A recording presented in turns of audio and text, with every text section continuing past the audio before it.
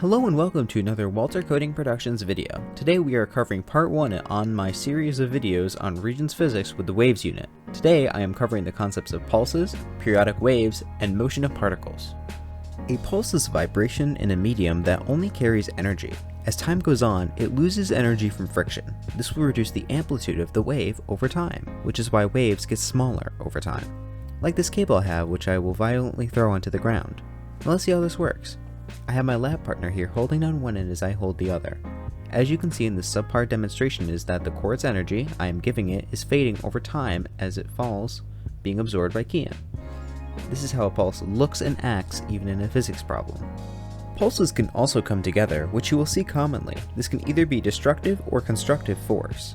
When they come together constructively, like so, the energy adds together to make a larger pulse before continuing in the desired path. If the energy is destructive, as shown, they cancel out before continuing.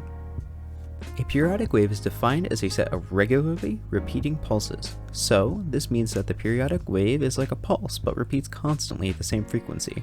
Frequency is the given number of times something is repeated over a given time. For waves, that means pulses given over time, which is usually seconds. These waves have a period, which is the time for a cycle to repeat. How long does it take for the energy to go back to a specific point? That is the question you are answering with period. Your wavelength is the distance between the repeated pulses, finding the distance from here to here.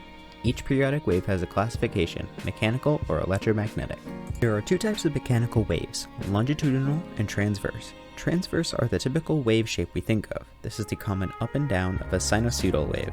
The longitudinal wave is the one with the condensations and is what sound waves are. Remember that both waves require a medium to travel through, including air. Electromagnetic waves, or EM waves, is another wave type, but is different from mechanical. EM waves are transverse type waves, the common up and down motion we think of with waves. These waves travel at the speed of light in a vacuum, but can go through mediums such as air or water. EM waves also have a spectrum that is given based on frequency and wavelength. This chart is on page 2 of your reference table, 2006 edition. Mechanical waves, both longitudinal and transverse, are able to move particles. The transverse wave moves particles up and down, while the longitudinal waves moves them left and right. This is caused by motion of pulses from each wave, as shown by each diagram on your screen now. You can see that transverse, as it moves the particles up and down from the motion. You may ask then, what about things in the ocean? How do they move? That'd be a great question, and the answer it would be winds or current. Outside forces. With the longitudinal, particles moved in the direction of condensation, like glass moving when the sound is played near it, which I cannot replicate sadly. That's all for today everyone. I hope you enjoyed and this helped you.